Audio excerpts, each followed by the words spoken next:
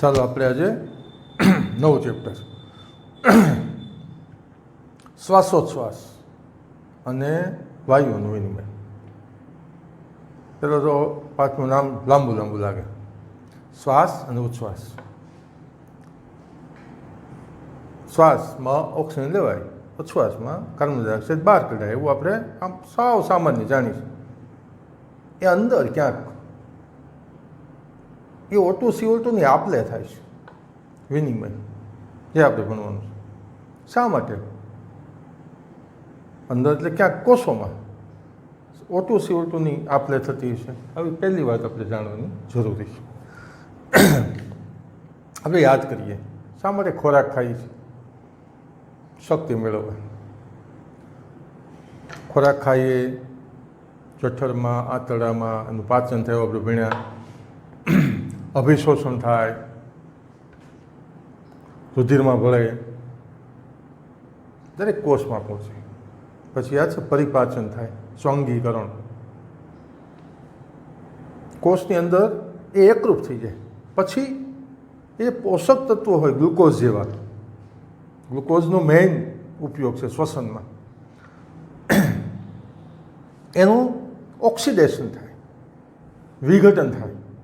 જો વિઘટન એટલે ઓક્સિડેશન થાય, ઓક્સિડેશન એટલે ઓક્સિજનનો ઉપયોગ થાય. કારણ કે શક્તિ મેળવવાની છે, પોષક તત્વોમાં શક્તિ છુપાયેલી છે. એટલે બંધનો તોડીને, રાસાયણિક બંધનો ખોલવાના, એટલે શક્તિ મુક્ત થાય. ઓક્સિજન વપરાય, પ્રક્રિયા થાય, પરિણામ આપણે જાણીએ છીએ, CO2 ઉત્પન્ન થાય કોષોમાં. આ દરેક કોષમાં થતી ક્રિયા છે. શ્વસન યાદ રાખો, દરેક કોષમાં થતી ક્રિયા, દરેક કોષ, એક કોષની દરેક કોષ. વિઘટનની પ્રક્રિયા થાય, O2 વપરાય, ઓક્સિજન વપરાય, એટલે CO2 મુક્ત થાય. CO2 હાનિકારક છે, શરીરમાં એને ભેગો ન થવા દેવાય, નુકસાનકારક છે, ઝેરી છે. એટલે તો નિકાલ કરવો જરૂરી છે, એટલે બહાર આવવો જોઈએ. તો કોષમાં ઓક્સિજન દાખલ થાય અને અંદર જે CO2 ઉત્પન્ન થયો હોય એ બહાર આવે, O2 CO2ની આપલે થાય અને CO2 શ્વસન માર્ગ દ્વારા બહાર આવી જાય. એટલે શક્તિ સતત મેળવતી રહેવી હોય તો ઓક્સિજન દરેક ક્ષણે કોષને આપતો રહેવો જોઈએ. આપણે યાદ કરો, ક્યારેય શ્વસન વિના ચાલે? ચાલો આજ તો અપવાસ છે શ્વાસનો, ઉચ્છ્વાસનો, શ્વાસોચ્છ્વાસ નથી કરવો, ક્યારેય ન ચાલે. કારણ કે એક એક ક્ષણે શક્તિ મેળવવાની, એક એક ક્ષણે ઓક્સિજન પહોંચાડવાનું છે, એક એક ક્ષણે કોષમાં ઓક્સિજન દાખલ થવાનું.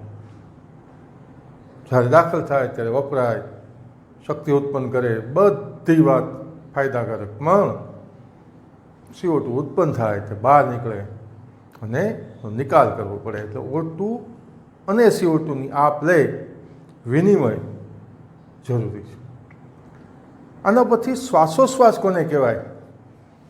એવી એક વ્યાખ્યા તો શ્વસનની વ્યાખ્યા મળે. આ ઓક્સિજન ક્યાંથી શરીરમાં દાખલ થાય, કોષમાં દાખલ થાય? વાતાવરણમાંથી. તો વાતાવરણીય ઓક્સિજન અને કોષો દ્વારા ઉત્પન્ન થયેલો, ઉદ્ભવતો CO2, એનું જે વિનિમય, જો વિનિમય એટલે આપલે પણ બોલાય, વિનિમય પણ બોલાય. એને શ્વાસોશ્વાસ, શ્વાસ એટલે અંદર હવા લેવાની ક્રિયા, ઉચ્છ્વાસ એટલે બહાર લેવાની ક્રિયા, જે બે આપણે બહુ સારી રીતે આ પાઠમાં ભણવાના છે. એટલે શ્વાસોશ્વાસનો અર્થ થાય. હવે મુખ્યત્વે તો પાઠમાં મનુષ્યનું શ્વસન તંત્ર ભણવાના, પણ એ પહેલાં કેટલાક અન્ય પ્રાણીઓમાં કેવી વ્યવસ્થા હોય છે. અગત્યની વાત O2 CO2ની આપલે છે, કેવી વ્યવસ્થા છે, એની નાનકડી વાત હવે આપણે થોડી વારમાં ભણીશું.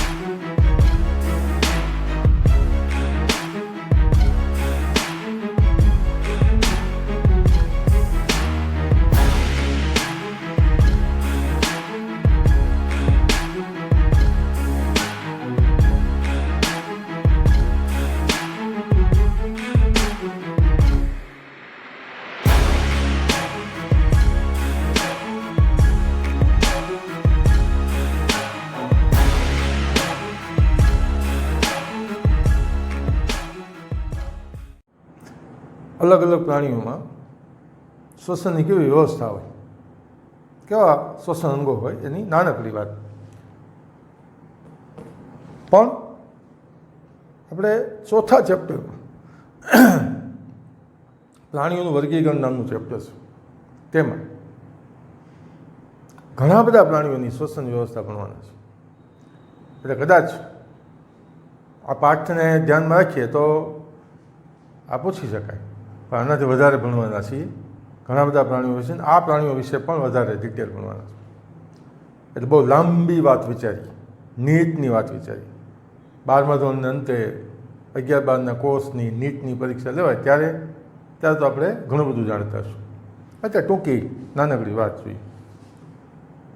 વાદળીઓ, કોષ્ઠાંત્રીઓ, ચપટાકૃમિઓ જેવા અપૃષ્ઠવંશી પ્રાણીઓ. પહેલાં તો અર્થ સમજીએ. અપૃષ્ઠવંશી પ્રાણીઓ એટલે પીઠમાં કરોડસ્તંભ હોય, આપણે હાડકાનો કરોડસ્તંભ. જેને ન હોય એ અપૃષ્ઠવંશી કહેવાય. આપણે પૃષ્ઠવંશી પ્રાણીઓ, કારણ કે આપણે કરોડસ્તંભ ધરાવીએ છીએ. ટૂંકમાં નીચલી કક્ષાના પ્રાણીઓ. વાદળી નામનું પ્રાણી, ઘણી બધી વાદળીઓ હોય. ચોક્કસ સમુદાય, સમૂહ, કોષ્ઠાંત્રી સમુદાય છે, એના પ્રાણીઓ સાવ નીચલી કક્ષાના હોય. ને કૃમિઓ, ચપટા કૃમિઓ, જો શબ્દ છે ચપટા કૃમિ. આ બધા પ્રાણીઓ નીચલી કક્ષાના અપૃષ્ઠવંશી પ્રાણીઓની સમગ્ર સપાટી, બહુ નાના પ્રાણીઓ હોય, એની આખી શરીરની સપાટી O2 CO2ની આપલે અથવા વિનિમય કરે. અને એના માટે ચોક્કસ વાત આપણને શબ્દ આપ્યો છે, હા સોરી બરાબર છે, સરળ પ્રસરણ દ્વારા કરે. સાદી ક્રિયા, પ્રસરવું.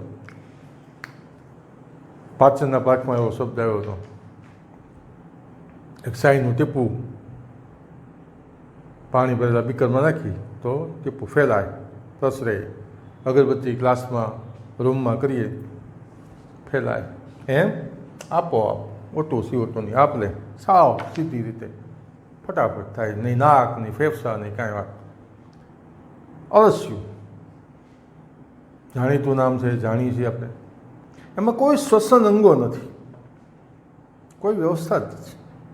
હા, તમે જોજો, અળસિયું માટીમાં હોય, ને ભીની માટીમાં હોય. એની ચામડી ઉપર ક્યુટિકલ નામનું, અળસિયામાં ક્યુટિકલ નામની સપાટી હોય.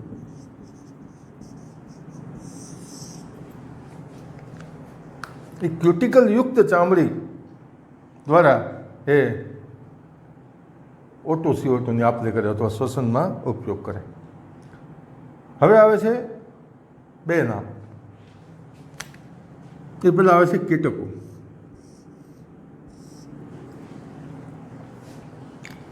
કીટકો એટલે વંદો, માખી, કીડી, મકોડા, પતંગિયા, આ બધા. આમ તો બધા સંધિપાત સમુદાયના જ પ્રાણીઓ છે, પણ એને કીટક, નાના કદના અને એવા પ્રાણીઓ છે જે કીટકથી જાણીતા છે. આમાં વંદો પણ કીટકમાં આવે. વંદા વિશે આપણે એક ચેપ્ટરમાં ભણવાનું આવે છે, અળસિયાનું ભણવાનું આવે છે. એમાં શ્વસન નલિકાઓ આવેલી હોય, આખા શરીરમાં ફેલાયેલી હોય, શ્વસન નલિકાનું જાળવું હોય. વંદાનું ભણશું અને શરીરની સપાટી ઉપર શ્વસન છિદ્ર હોય, હવા દાખલ થાય અને આખા શરીરમાં આ શ્વસન નલિકા દ્વારા ઓક્સિજન ફેલાય અને CO2 મુક્ત થાય. તો કીટકોમાં શ્વસન નલિકાઓ. હવે થોડાક ઉચ્ચ કક્ષાના સંધિપાત સમુદાયના પ્રાણીઓને મૃદુકાય પ્રાણીઓ. સંધિપાત, સાંધાવાળા પગ ધરાવતા એવા પ્રાણીઓ, આપણે હમણાં કીડી, મકોડા વગેરે ઘણા, કરોળીઓ છે, વીછી છે, વંદો છે, આ બધા પ્રાણીઓ ઘણા બધા ઉદાહરણો. સૌથી મોટો સંધિપાત સમુદાય છે, પ્રાણી જગતમાં સૌથી મોટો સમુદાય છે. ઘણા બધા ઉદાહરણો આપણે ચોથા ચેપ્ટરમાં ભણવાના. અને મૃદુકાય પ્રાણીઓ, મૃદુ કોમળ શરીર ધરાવતા, કોમળ સ્વભાવ, મોટાભાગે દરિયામાં રહેતા હોય પ્રાણીઓ. આ પ્રાણીઓમાં બે વાત ભણવાની છે. એક, ને બે અલગ. કેટલાક પ્રાણીઓ એવા હોય કે જે જલીય હોય. જલીય એટલે પાણીમાં રહેતા. કેટલાક હોય સ્થળીય હોય, સ્થળજ પણ બોલાય, જમીનની ઉપર રહેતા. આ બે પ્રાણીઓમાં અલગ અલગ.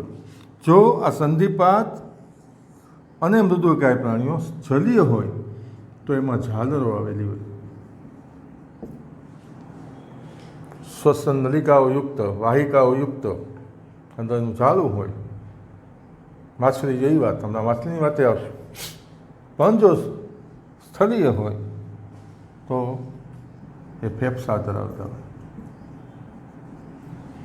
સ્થળીય એટલે જમીન ઉપર રહેતા હોય. તો હવે જેમ શરૂઆત આપણે કરી અપૃષ્ઠવંશી પ્રાણીઓની, એમ પૃષ્ઠવંશી પ્રાણીઓ આપણે અને આપણી જેવા બીજા જેને પીઠમાં કરોસ્તંભ છે એવા પ્રાણીઓ, એમાં અલગ અલગ વાત છે. એમાં ધારો કે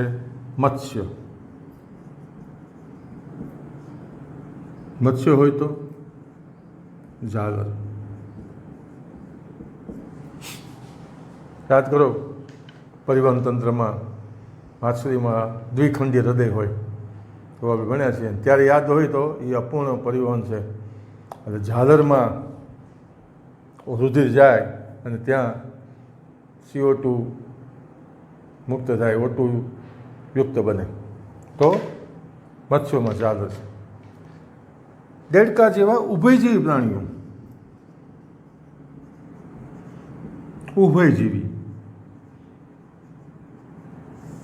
ઉભયજીવી એટલે પાણીમાં રહી શકે, દેડકો જો જમીનમાં રહી શકે. ઉભયજીવી પ્રાણીઓ એમાં 3 વ્યવસ્થા છે. મુખ ગુહા દ્વારા પાચન થાય. આપણે દેડકા વિશે જુદું ચેપ્ટર ભણવાનું છે. ચામડી દ્વારા થાય અને ફેફસા દ્વારા થાય. અને આપણે મનુષ્ય, સરીસૃપ, પક્ષીઓ,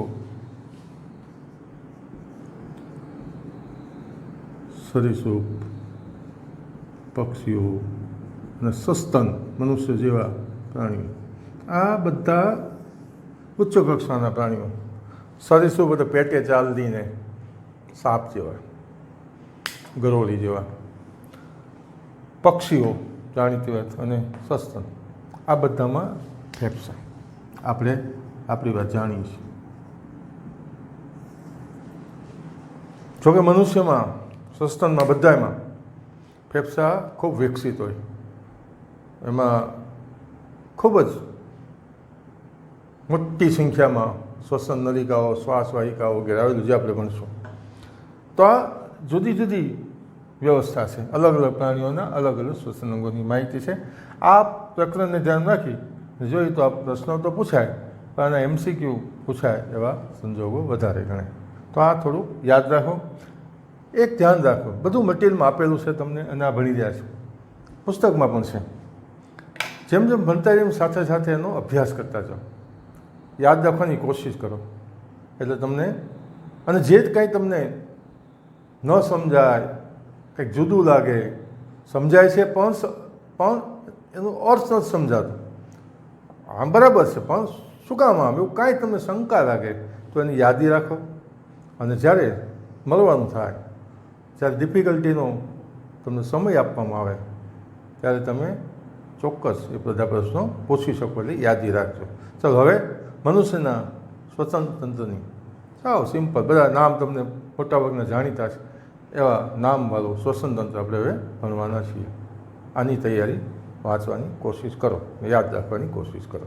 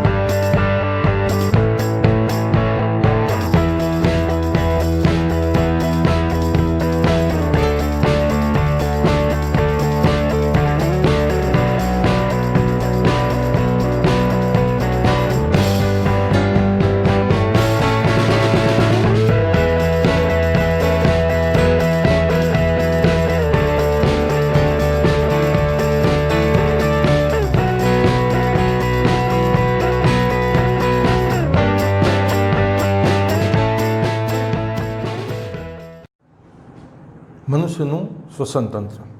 એક એની આકૃતિ છે. આકૃતિ બહુ સિમ્પલ છે, પણ તમારે દોરવાની આવે એટલી સિમ્પલ નથી કે તમને દોરવાનું કહેવામાં આવે. હા, એમાં જે નામ આપેલા હોય એ નામ તમારે જોઈ લેવા જોઈએ. એનો ઉપયોગ કરીને પ્રશ્નો પૂછી શકાય, નિશ્ચિત પૂછાય છે. જુદા જુદા ભાગો માનવના શ્વસન તંત્રમાં આવેલા છે.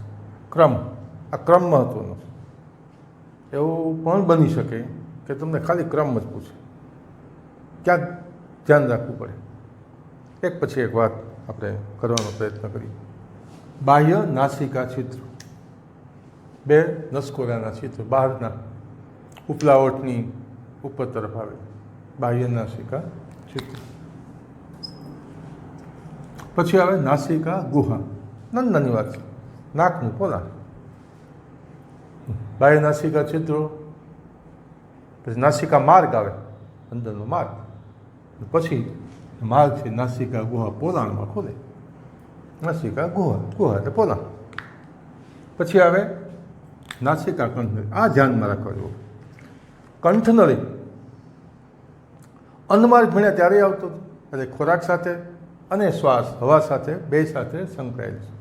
એમાં અહીંયા જે કંઠનળી આવે એને ચોક્કસ નામ આપ્યું, કારણ કે નાસિકા ગુહા એમાં ખોરાય, એટલે નાસિકા કંઠનળી. હવે ભવિષ્યમાં ભણવાના છીએ, કાન સાથે પણ કંઠનળી જોડાયેલી છે.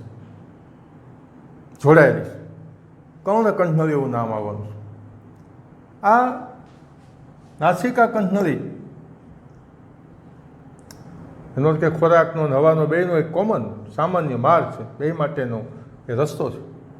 ત્યાર પછી આ સ્વરયંત્ર આવે છે, સ્વર પેટી. કાસ્થિમય પેટી છે, જેમાં આ નાસિકા કંઠનળી ખુલે અને ત્યાં પછીની શ્વાસ નળીની શરૂઆત થાય. શ્વાસ દ્વાર આવેલું હોય. સ્વરયંત્ર તો સ્વરપેટી, અવાજ ઉત્પન્ન કરવા માટેની રચના છે. આપણે જે બોલી શકીએ છીએ એનું કારણ સ્વરયંત્ર છે. એમાં શ્વાસ દ્વાર આવે છે. આપણે પાચનના ચેપ્ટરમાં ભણ્યા છીએ, યાદ હોવું જોઈએ કે ખોરાક ગળતી વખતે શ્વાસ દ્વાર બંધ થઈ જાય, કારણ કે ત્યાં યાદ હોય તો ઘાટી ઢાંકણ, એપિગ્લોટિસ કહેવાય અંગ્રેજીમાં, નામનો પડદો, સ્થિતિસ્થાપક પડદો આવેલો. યાદ રાખો, કાસ્થિનો બનેલો સ્થિતિસ્થાપક. સ્થિતિસ્થાપક એટલો ગુણધર્મ તમે જાણતા હોવા જોઈએ, તાત્કાલિક પોતાની મૂળ સ્થિતિ પ્રાપ્ત કરી દે. જરૂર હોય ત્યારે જ એ પોતાના ફેરફાર કરે. જ્યારે ખોરાક ગળવાનો હોય ત્યારે શ્વાસ દ્વારને બંધ કરી દે. ત્યાર પછી આવે શ્વાસ નળી. આ શ્વાસ નળી કંઠનળી, આ ડોકમાં છે કંઠનળી.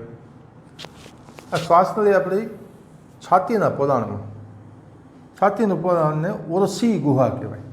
ઓરસ છાતીનો ભાગ, ઓરસી ગુહા છાતીનું પોલાણમાં આવે. ક્યાં સુધી આ શ્વાસ નળી લંબાયેલી છે?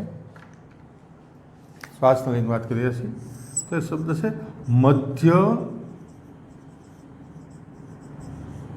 ઓરસી ગુહા સુધી. જો શબ્દ શું બધું?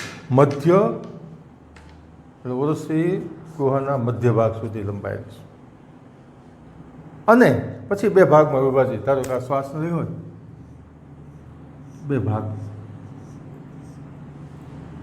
શ્વાસ વાહિની બની જાય. એના માટે ખાસ યાદ રાખો કે શ્વાસ નળી મધ્ય ઓરસી ગુહા સુધી લંબાય. પછી પાંચમી કશેરુકા, 5 નંબરની કશેરુકા. કશેરુકા એટલે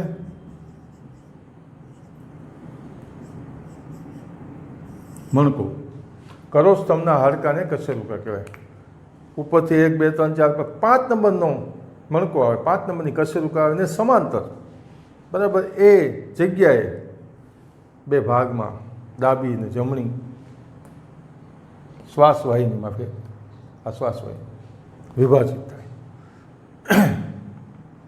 તો આવો એક નાનકડી વાત હોય ને પણ ધ્યાનમાં રાખવી, આવું કંઈક પૂછાય ને, અથવા તમે આખો સવાલ પૂછે આવડે હોય પણ આવી નાની વાત ભૂલ થઈ જાય એટલે જે પેપર તપાસતી વખતે આવું બહુ ધ્યાનમાં રાખવાનું કે આ લખો છો કેમ. તો શ્વાસવાહિની, આ પ્રાથમિક શ્વાસવાહિની કહેવાય, પહેલી શ્વાસવાહિની બની. હવે શ્વાસવાહિની હજી વિભાજિત થાય, હજી વિભાજિત થાય.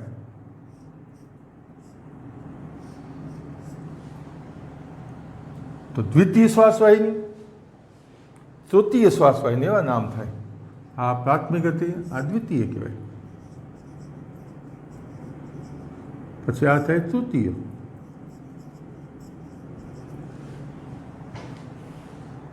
પછી શ્વાસવાહિની હજી વિભાજિત થાય તો હવે એને શ્વાસ વાહિકાઓ કહેવાય. આમાંનું વિભાજન થાય એટલે શ્વાસ વાહિકાઓ. સાવ પતલી હોય. હા, આ શ્વાસવાહિકાઓ પણ વિભાજિત થાય તો એને છેલ્લી હવે અંત્ય શ્વાસવાહિકા.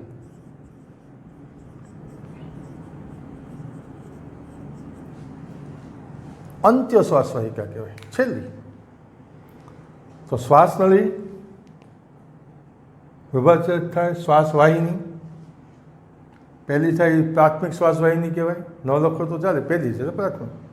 પછી દ્વિતીય અને તૃતીય શ્વાસવાહિનીઓ બને, ટૂંકમાં વિભાજન થાય. પછી પાછું વિભાજન થાય, વિભાજિત શ્વાસવાહિકાઓ બને અને શ્વાસવાહિકાઓ અંત્ય શ્વાસવાહિકાઓમાં વિભાજિત થાય. આ શ્વાસનળી, શ્વાસવાહિની અને થોડીક શ્વાસવાહિની, આ બધી બહુ ધ્યાન રાખવું પડે એવી, એકદમ કોમળ હોય. શ્વાસ લેવો અને બહાર કાઢવો ત્યારે એ ચોટી ન જાય, ભેગી ન થઈ જાય, એટલે એક વિશિષ્ટ રચના આવેલી છે. કાસ્થીની કડીઓ, સી આકાર, અપૂર્ણ સી એટલે સી આકાર, અપૂર્ણ ન કહે તો ચાલે. સી આકારની અપૂર્ણ કાસ્થીની કડીઓ. કાસ્થી હંમેશા સ્થિતિસ્થાપક હોય.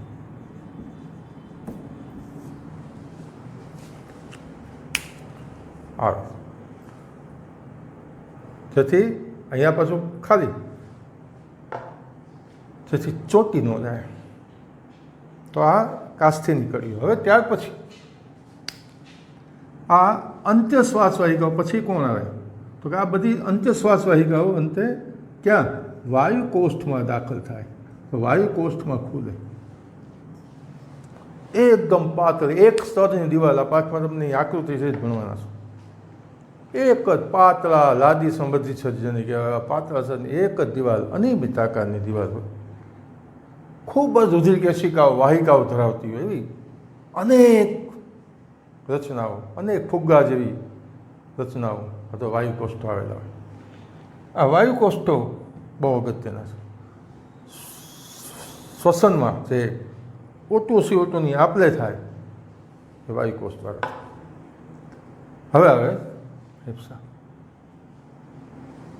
ફેફસા એટલે શ્વાસવાહિની, શ્વાસવાહિકાઓ, વાયુકોષ્ઠો અને બધું છે એક આખું માળખું તૈયાર થાય ફેફસા. ફેફસા આપણા બે ફેફસા. આખી વાતમાં અહીંયાથી આખું આમ ફેફસું આવી જાય. આ બધું અંદર વિભાજન થાય છે. બે ફેફસા, બે આવરણ ધરાવે. ફુફ્ફુસ આવરણ, ફેફસાનું આવરણ.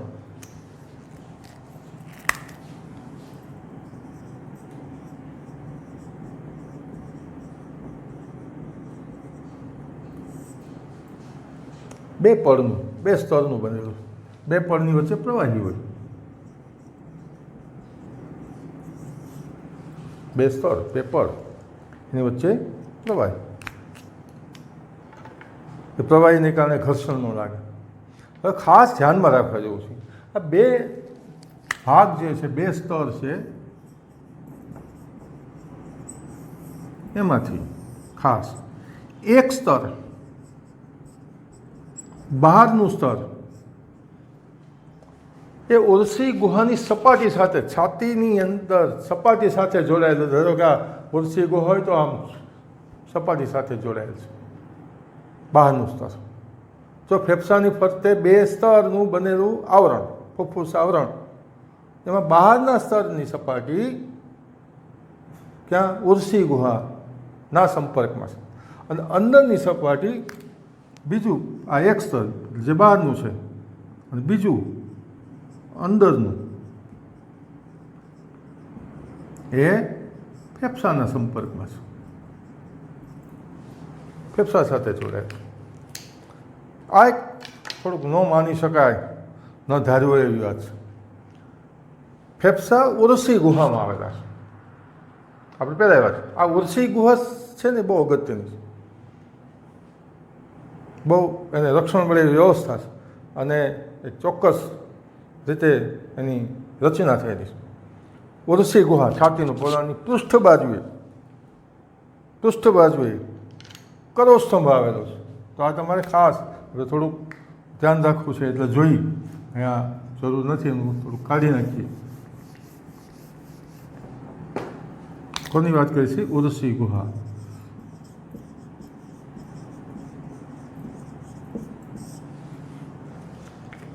એની આજુબાજુ શું આવેલું છે એની વાત જોવાની છે. પૃષ્ઠ બાજુએ, પૃષ્ઠ એટલે પીઠ, પૃષ્ઠ બાજુએ કરોસ્તંભ, વક્ષ બાજુ છાતી તરફ ઉરોસ્થિ નામનું અસ્થિ છે. પાર્શ્વ બાજુએ, પાર્શ્વ એટલે સાઈડ, પાંસળીઓ આવેલી છે.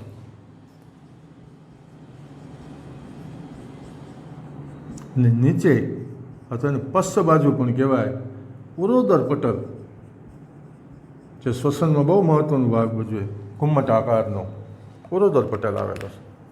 આખી રચના અને આખી ગોઠવણી ઉર્સી ગુહાની એવી છે કે આપણે શ્વાસનો ઉચ્છ્વાસ લઈને ત્યારે એની આપણને ખબર પડે એવું છે.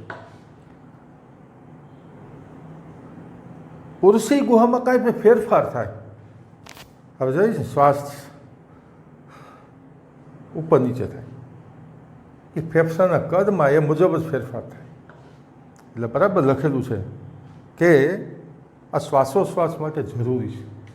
કારણ ફેરફાર ન થાય તો શ્વાસ ફેફસામાં જાય, ફેફસા ફૂલવા જોઈએ ને, તો ત્યારે છાતીનું પોલાણ, આ ઉર્સી ગુહા પણ ફૂલે. એટલે કારણ કે આપણે મેળે કદ ફેફસાનું વધારે ઘટાડી કરી ન શકીએ, આપોઆપ છાતીનું પોલાણ મોટું થાય, ઉર્સી ગુહાનું પોલાણ મોટું થાય, એટલે ફેફસા પણ કદમાં વધે. એના માટે શબ્દ છે કે ફુફ્ફુસી ગુહામાં જે ફેરફાર છે ને એ ફેફસાના ફેરફારના કદ સાથે સંકળાયેલું છે. હવે નાની થોડી વાત ધ્યાનમાં રાખવી પડશે, કેટલીક વાત અગત્યની હોય. હવે આમ જુઓ તો આ આખા શ્વસન તંત્રના 2 ભાગ પડે છે, એ 2 ભાગ અને બાકીની બધી વાતો આપણે હવે પછી જોવાનું. આ એક સવાલ તાત્કાલિક આપણો પૂરો થયો છે. એક ભાગ ક્રમમાં યાદ રાખશો, સાથે વાંચવાની કોશિશ કરશો.